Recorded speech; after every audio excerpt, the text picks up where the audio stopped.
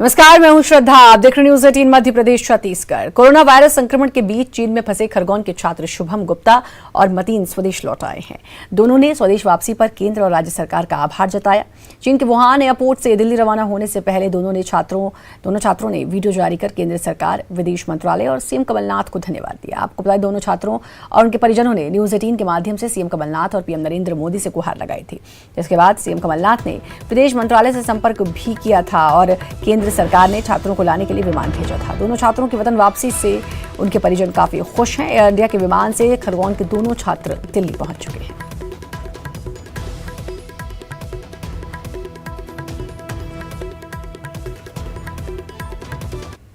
गुप्ता, अब्दुल मतीन खान। अभी हम Wuhan airport पर आ चुके हैं और ये सब संभव हो पाया है हमारे विदेश मंत्रालय के कारण। विदेश मंत्रालय, इनमें सबसे बड़ा हाथ है विदेश मंत्रालय का और केंद्र सरकार, राज्य सरकार, हमारे जो चीफ मिनिस्टर श्री कमलनाथ जी का, और हम सभी का धन्यवाद करना चाहिए। खास मीडिया समूह तक का हम धन्यवाद करना चाहते हैं और ये सब उन्हीं के कारण संभव हो। और इंदौर से बड़ी खबर, कोरोना वायरस का एक और संदिग्ध मरीज मिला है। चीन से लौटकर आई थी महिला का सैंपल अब पुणे भेजा गया है। मरीज को उपलब्ध कराया गया N95 मास्क। पहले भी 2 लोगों को इसके सैंपल पुणे भेजे जा चुके हैं और इसकी जो रिपोर्ट है वो 10 से 15 दिन के अंदर आती है, तो समय लगता है रिपोर्ट आने में। और वैसे भी पुणे में ही लैब है जहां पर इसका टेस्ट किया जाता है और इसलिए अब महिला को भी ऑब्जर्वेशन में रखा जाएगा और इस महिला को N95 मास्क दिया गया है। तो दूसरा मामला है ये। और अब संदिग्ध मिली है महिला कोरोना वायरस से। चीन से ये महिला लौटी थी और अब इस महिला को भी ऑब्जर्वेशन में रखा जाएगा।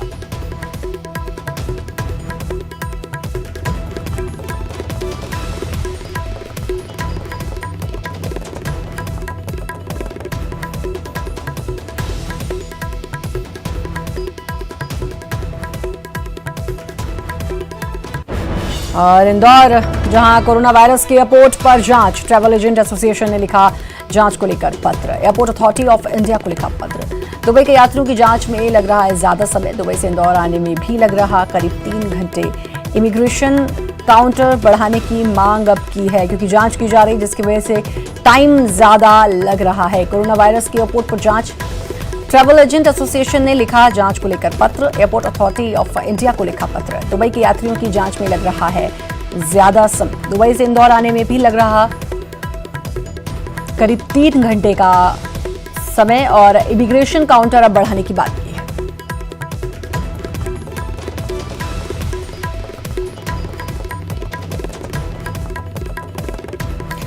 अरुण हमारे संवाददाता हमारे साथ जुड़ चुके हैं। अरुण, अब एयरपोर्ट पे चेकिंग हो रही है, हालांकि इसकी वजह से समय भी बढ़ रहा है।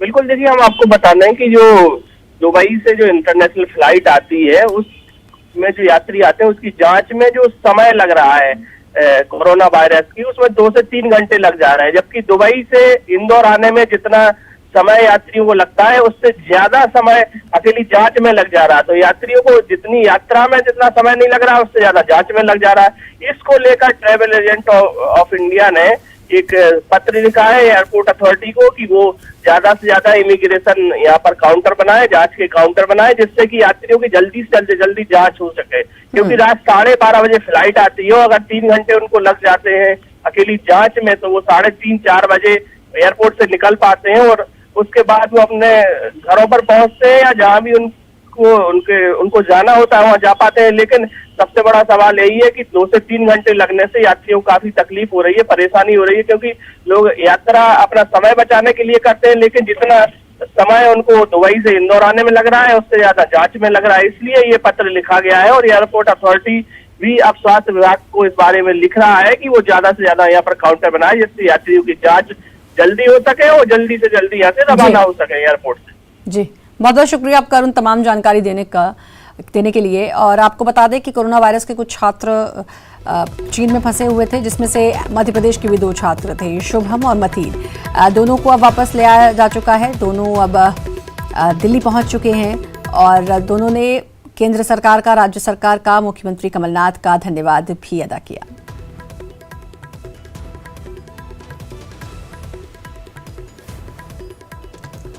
अशरफ हमारे संवाददाता हमारे साथ जुड़ चुके हैं। अशरफ, दोनों छात्र जो मध्य प्रदेश के हैं, हालांकि सभी लोगों को लाने की कोशिश की जा रही है। जो मध्य प्रदेश के दो छात्र हैं, शुभम और मतीन, जिन्होंने न्यूज़ 18 से बात भी की थी और न्यूज़ 18 के माध्यम से गुहार भी लगाई थी और फिर मुख्यमंत्री ने संज्ञान लिया और उनको वापस बुलाया। दोनों दिल्ली पहुंच चुके हैं।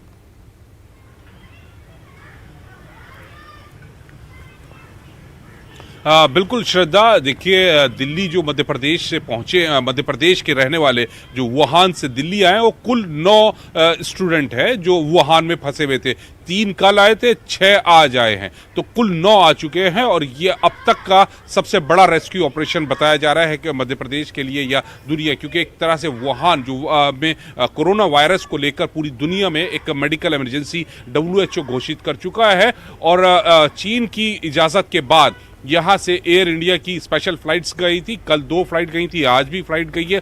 जो वुहान में भारतीय फंसे हुए हैं उनको लेके आ रही है। सबसे खास बात है कि भारतीयों के अलावा भी जो वुहान में फंसे हुए थे 7 मालदीव के बच्चे थे, उनको भी यहाँ रेस्क्यू किया गया है। बांग्लादेश के कुछ बच्चे हैं, उनको रेस्क्यू किया गया और उसमें ख़ास बात यह है कि पाकिस्तान के जो बच्चे फंसे हुए हैं वो पाक सरकार को कह रहे हैं कि हाँ, भारतीय जो बच्चे हैं उनको केंद्र सरकार, ये भारत सरकार रेस्क्यू कर रही है, लेकिन पाकिस्तान की सरकार नहीं रेस्क्यू कर रही है। भारत की तरफ से कहा जा रहा है अगर पाकिस्तान हमसे कहेगा तो हम उनकी मदद करेंगे। ये तो अब तक का टोटल डेवलपमेंट है, लेकिन यहाँ जो लोग लाए गए हैं सभी को यहाँ गुड़गांव में रखा गया है। गुड़गांव में एक तरह से आइसोलेशन का एक वार्ड बनाया गया है जहां पे इन सबको 2 हफ्तों के लिए रखा जाएगा और इनको ऑब्जर्वेशन में रखा जाएगा।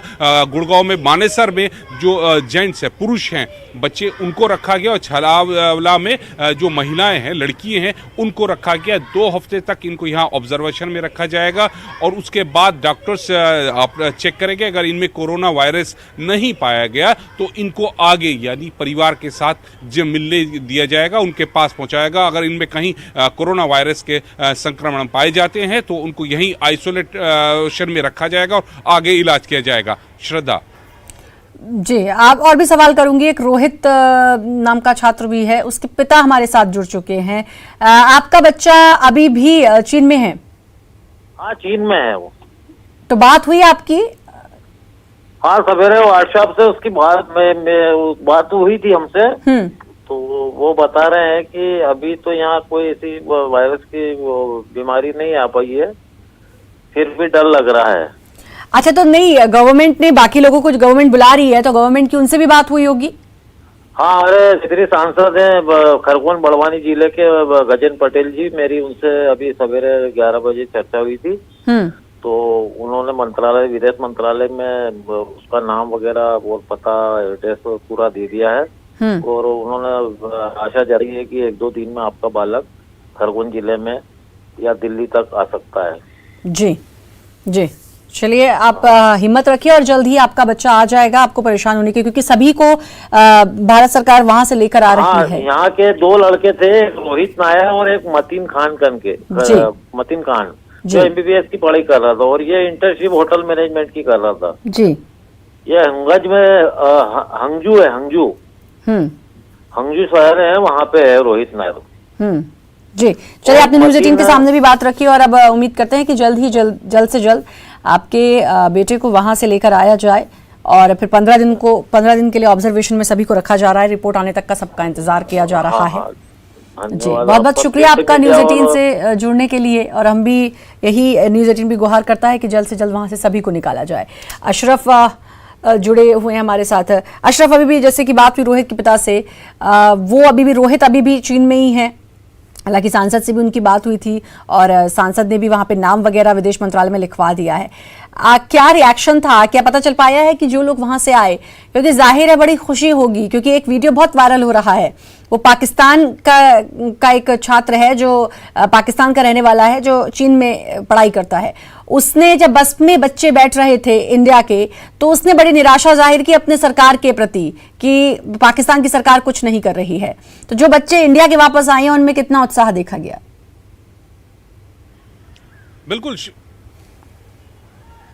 देखिए श्रद्धा, यहाँ जो लोग वुहान से आ रहे हैं सभी के चेहरों पर खुशी है, क्योंकि उनसे मिलने नहीं दिया जा रहा है। एयरपोर्ट से ही उनको स्पेशल अरेंजमेंट है, बिल्कुल आइसोलेशन में रखा जाता है। एक तरफ से वहाँ से उनकी जांच करके और सीधा जो आइसोलेशन का एक ऑब्जर्वेशन सेंटर बनाए गए हैं गुड़गांव में, वहाँ लेके जाया जा रहा है। मिलने नहीं दिया, लेकिन दूर से देखने पे जो लग रहा है कि सबके चेहरे पर एक खुशी है, एक संतोष का भाव है। और जो बात आप अभी बता रही थी कि पाकिस्तान का जो छात्र है, तो वो ही बात कीजिए कि भारतीय सरकार अपने नागरिकों को निकाल रही है, लेकिन पाकिस्तान की सरकार उनके छोड़े हुए है, सो रही है। लेकिन भारत सरकार की तरफ से कहा गया है कि अगर पाकिस्तान की सरकार हमसे कहेगी तो हम उनकी भी मदद करेंगे, क्योंकि अभी मालदीव के बच्चों को जो वहां फंसे हुए थे उनके 7 नागरिकों को यहाँ निकाला, तो भारत की सरकार ये भारत ने बहुत बड़ा हम कहेंगे कि बहुत बड़ी बात कही है, और ये वाकई में बहुत अच्छी बात है। बहुत बहुत शुक्रिया आपका अशरफ जुड़ने के लिए। दिल्ली से बड़ी खबर, शाहीन बाग में विरोध प्रदर्शन का मामला, रास्ता खुलवाने के लिए लोगों ने नारेबाजी की है। सरिता विहार रोड पर लोगों ने किया प्रदर्शन, सड़क पर बैठ गए हैं प्रदर्शनकारी और रास्ता खुलवाने की उनकी मांग है, क्योंकि जाम जगह जगह लगा हुआ है और विरोध प्रदर्शन का ये पूरा मामला है। रास्ता खुलवाने के लिए लोगों ने नारेबाजी की।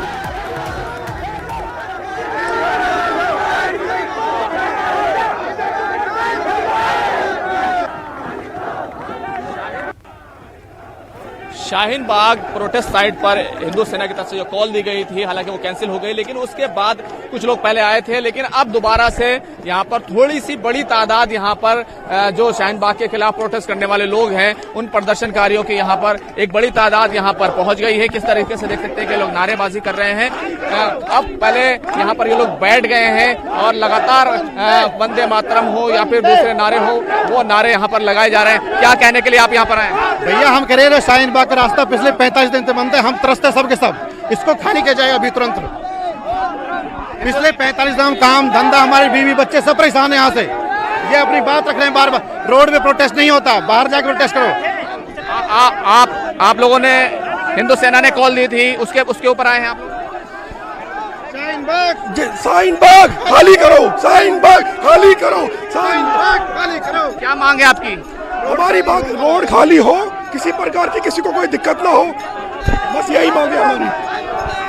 हिंदू सेना ने कल कॉल दी थी यहाँ पर, वो कैंसिल हो गई थी। किसी ने कोई कॉल नहीं दी, ये खाली केजरीवाल सारा कराबाद केजरीवाल वाला पूरा सपोर्ट है सर। यहाँ पर आप क्या कहने आए? केजरीवाल कांग्रेस का पूरा हाथ है, सारा हाथ इसका है, अपना वोट बैंकिंग बचाने के चक्कर में राजनीति कर रहा है यहाँ पे। अच्छा, अब आप क्या चाहते हैं? शाहीन बाग खाली करिए सर, जल्द से जल्द खाली करिए, बहुत दिक्कत हो रही है आम जनता को। तो ये तमाम लोग हैं जो यहाँ पर प्रोटेस्ट कर रहे हैं और ये कह रहे हैं कि शाहीन बाग को खाली करना चाहिए। इन लोगों का कहना है कि इसके पीछे कांग्रेस का और आम आदमी पार्टी का हाथ है, लेकिन जिस तरह से कॉल दी गई थी हिंदू सेना की तरफ से, वो रात ही में कल कैंसिल कर दी गई थी। अब दिल्ली पुलिस के लोग हैं, वो यहाँ पर ये लोग शाहीन बाग की तरफ बढ़ना चाहते हैं, लेकिन अब दिल्ली पुलिस के लोग हैं जो यहाँ पर इनको वहाँ आगे की तरफ बढ़ने से रोक रहे हैं। तो ये तमाम सूरत हाल है जो आप देख सकते हैं, ये जो यहाँ पर दिखाई दे रही है। इन लोगों की मांग है कि शाहीन बाग को खाली किया जाए, क्योंकि रास्ता बंद है। इन लोगों का कहना है कि किसी ने इनको नहीं कहा, लेकिन ये बात जरूर है, कल हिंदू सेना की तरफ से कॉल दी गई थी, 2 तारीख को यहाँ पर 11 बजे करीब पहुंचे। अब ये लोग यहाँ पर आए हुए हैं। कैमरामैन हरीश के साथ खुर्रम शहजाद, न्यूज़ 18 दिल्ली। और गुना, जहां हाई प्रोफाइल पारदी अपहरण कांड, एसआई रामवीर सिंह के खिलाफ एफआईआर दर्ज हुई है। मामले में लापरवाही बरतने पर एफआईआर दर्ज। धरनावदा थाने में पदस्थापना के दौरान बरती थी लापरवाही। मृतक माखन के परिजनों ने लगाई थी हाईकोर्ट में गुहार। साल 2015 में रुठियाई पुलिस चौकी में मिला था माखन का शव। धरनावदा थाने में एसआई पर दर्ज हुई एफआईआर। अभी भोपाल में पदस्थ हैं आरोपी पुलिस अधिकारी। पारदी अपहरण कांड में मुख्य आरोपी हैं पुलिसकर्मी।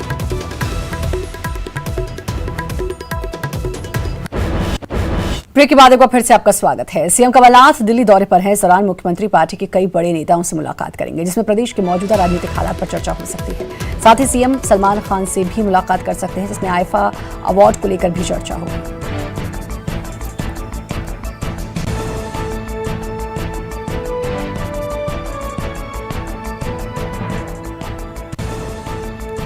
International Indian film academy award यानी कि आईफा 2020 के लिए अब तैयारियां तेज हो गई हैं। फिल्म अभिनेता सलमान खान और जैकलिन फर्नांडिस आईफा अवार्ड की तारीखों और आयोजन को लेकर भोपाल आएंगे। कल सीएम कमलनाथ की मौजूदगी में सलमान खान और जैकलिन फर्नांडिस प्रेस कॉन्फ्रेंस के जरिए आईफा अवार्ड का कार्यक्रम जारी करेंगे। जानकारी के मुताबिक इंदौर शहर में 19, 20 और 21 मार्च को आईफा अवार्ड होगा। साथ ही एक दिन कार्यक्रम राजधानी में भी आयोजित होगा। सरकार ने आईफा अवार्ड के लिए मुख्य सचिव SR मोहांती की अध्यक्षता में समिति का गठन किया और पर्यटन विभाग को नोडल विभाग बनाया गया।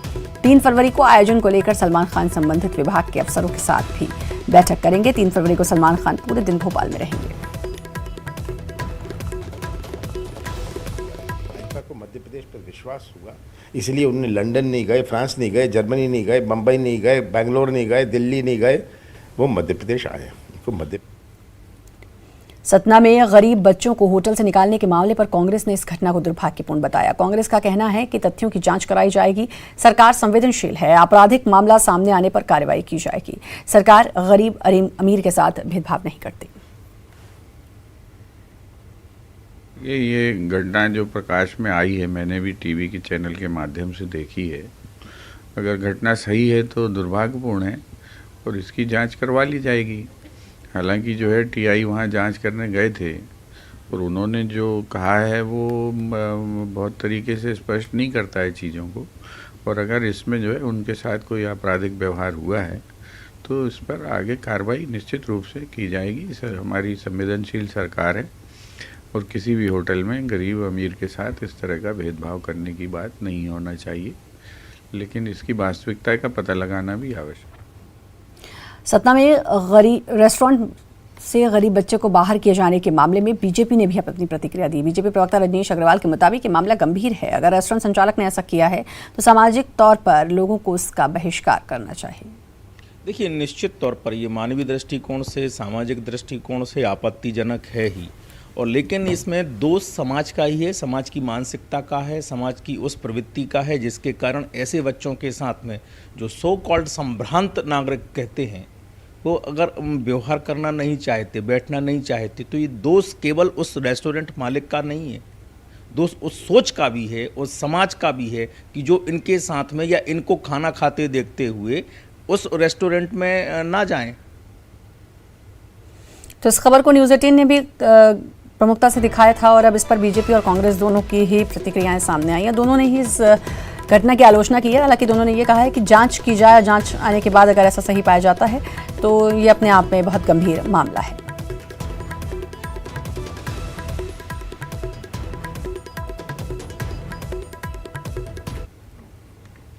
और इधर रेस्टोरेंट संचालक का बयान भी आया है। न्यूज़ 18 में खबर दिखाए जाने के बाद रेस्टोरेंट संचालक ने सफाई दी। संचालक की माने तो शिकायतकर्ता शराब के नशे में आता था, समस्याएं खड़ी करता था, वो धमकी भी देता था, वहीं मां के साथ अभद्रता भी की थी।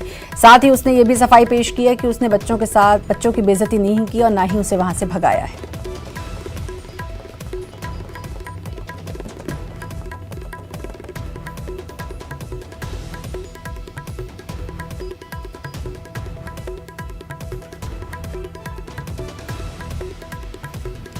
तो जो रेस्टोरेंट का संचालक है उसका कहना है कि शिकायतकर्ता बदतमीजी करता था, उसकी मां के साथ भी उसने बदतमीजी की, वो शराब पीकर आता था। शिकायतकर्ता जितेंद्र है जिससे आज बात भी, और शिकायतकर्ता का कहना है कि साफ तौर पर यह कहा था कि इस रेस्टोरेंट में गरीब नहीं आ सकते, गरीबों के लिए रेस्टोरेंट नहीं है। लेकिन अब संचालक की भी बात सामने आई है। उसका कहना है कि शिकायतकर्ता ही बदतमीज है।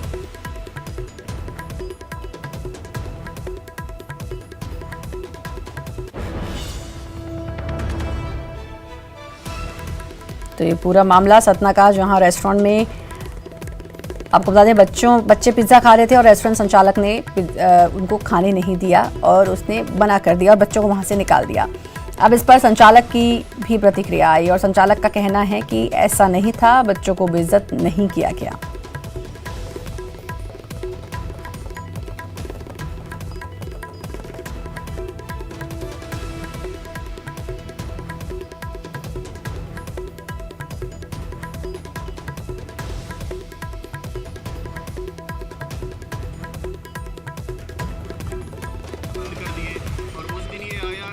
को लेके अंदर बैठा के कर रहा था, जो भी उनको दे रहा था, पिज़्ज़ा खिला रहा था और हमने बोला कि भाई किनारे बैठ जाओ, किनारे बैठ के आप कर लो ये सारे काम। तो उसमें वो मतलब बदतमीजी से बात करने लगा।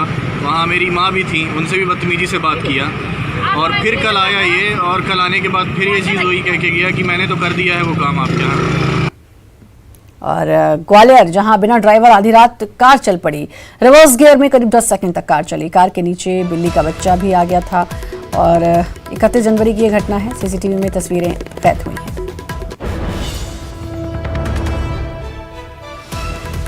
तस्वीरें आप देख सकते हैं। कार मालिक संजय कुमार हमारे साथ जुड़ चुके हैं। संजय जी, क्या समझ में आया? कुछ आपको समझ में आया? क्योंकि फुटेज के हिसाब से तो कार में कोई नहीं था। आप क्या समझ पाए? देखिए, मैं आपको बता दूं, मेरा एक दोस्त है अनुराग भारद्वाज जी, इसकी जो गाड़ी है 2 दिन से मेरे पास थी, है ना। तो मैंने अपने घर के दरवाजे पे गाड़ी खड़ी की है। मैं 9:15 बजे के समथिंग अपने घर पे गया हूँ। घर पे जाने के बाद मैं अपने खाना वाना खा के अपने रूम में हो गया। तो एकदम अचानक 10 बजे के समथिंग गाड़ी जो हैंड ब्रेक लगा हुआ था, गाड़ी के टायर सीधे थे, एकदम अचानक गाड़ी के टायर घूम गए। घूमने के बाद ना गाड़ी सीधे पीछे की तरफ खिसकी है। खिसकने के बाद मुझे कब पता पड़ा, जब गली का कोई बंदा अपनी दूसरी कार लेके आ रहा था, तो उसने हॉर्न बजाया। तो मेरी माँ ने आवाज लगाई कि गाड़ी एकदम अचानक यहाँ खड़ी थी, एकदम वहां कैसे पहुंच गई। तो काफी कॉलोनी के लोग इकट्ठे हुए। फिर सीसीटीवी देखा तो सीसीटीवी में देखा कि अचानक गाड़ी ब्रेक हो रही है और ना किसी दीवार में ठुक रही है, कुछ नहीं हो रहा, बीच में खड़ी हुई बस। तो ये आप चमत्कार कहेंगे, क्या है? मतलब ये तो वाकई में अपने आप में बड़ी हैरान करने वाली बात है कि गाड़ी आखिर कैसे रिवर्स गियर में अपने आप चल दी। इसकी मैं कैसे कर सकता हूँ, इसकी मुझे जानकारी नहीं है इस बात में। जी, चलिए, बहुत बहुत शुक्रिया आपका न्यूज़ 18 से जुड़ने के लिए। और इंदौर, जहां बीजेपी नेता श्रेष्ठा जोशी का ऑडियो वायरल होने का मामला। दलित युवक कल रात से गायब है। कांग्रेस ने युवक का अपहरण कर हत्या का आरोप लगाया है। गायब युवक का वीडियो जारी किया। युवक का वीडियो में युवक बता रहा खुद को जान को खतरा। श्रेष्ठा जोशी का युवक को गाली देने का ऑडियो वायरल होने के बाद बीजेपी ने की थी कार्रवाई। और अब कांग्रेस का आरोप है क्योंकि वो दलित गायब है कल से। अरुण हमारे संवाददाता जुड़ चुके हैं हमारे साथ। अरुण, पहले तो ऑडियो वायरल हुआ और अब कांग्रेस आरोप लगा रही है अपहरण के और हत्या का। बिल्कुल, देखिए, श्रेष्ठा जोशी प्रदेश सचिव थी महिला मोर्चा की, और उनका एक ऑडियो वायरल हुआ था जिसमें वो गाली देते हुए युवा मोर्चा के इस युवक को सुनाई दे रही थी कि वो गालियां दे रही थी। उसके बाद जैसे ही मामला संज्ञान में आया था तो पार्टी हाईकमान ने उनको निलंबित कर दिया था और 7 दिन में नोटिस देकर जवाब मांगा है। लेकिन उसके बाद अभी ताजा घटनाक्रम ये हुआ है, कल से ये युवक गायब बताया जा रहा है। और कांग्रेस के प्रदेश सचिव राकेश सिंह यादव है, उनका कहना है कि इसका अपहरण कर इसकी हत्या कर दी गई है, क्योंकि बीजेपी की जो नेता है वो उसको लगातार धमकियां दे रही थी। और उस युवक का एक वीडियो भी जारी किया है जिसमें वो अपनी जान को खतरा बता रहा है। तो इस मामले में अब नया मोड़ आ गया है कि वो युवक गायब हो गया है। हालांकि अभी तक इस मामले की रिपोर्ट थाने में दर्ज नहीं हुई है। उनका कहना है कि कुछ ही समय में इसके मामले की FIR भी दर्ज कर दी जाएगी और युवक को अपहरण कर उसकी हत्या कर दी गई है। ये आरोप आज कांग्रेस ने यहाँ पर लगाए हैं।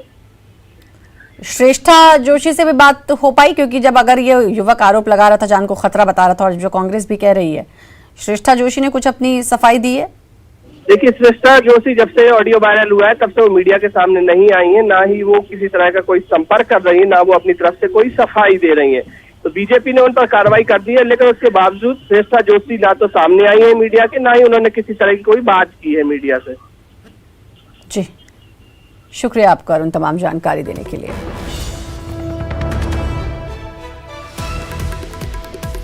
तो बीजेपी नेता श्रेष्ठा जोशी का ऑडियो वायरल हुआ था और अब उसके बाद जो दलित युवक है जिसको गाली दी थी श्रेष्ठा जोशी ने, वो दलित युवक कल रात से गायब है। कांग्रेस आरोप लगा रही है कि उसका अपहरण कर हत्या कर दी गई है। इससे पहले इस युवक ने भी अपनी जान को खतरा बताया था। हालांकि पुलिस ने कोई मामला दर्ज नहीं किया।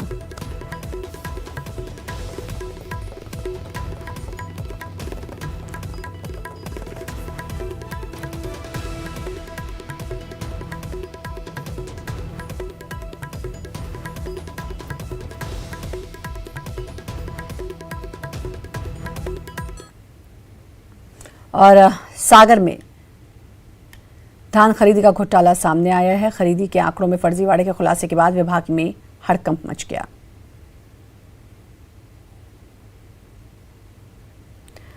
और इसी के साथ फिलहाल इस बुलेटिन में इतना ही। नमस्कार।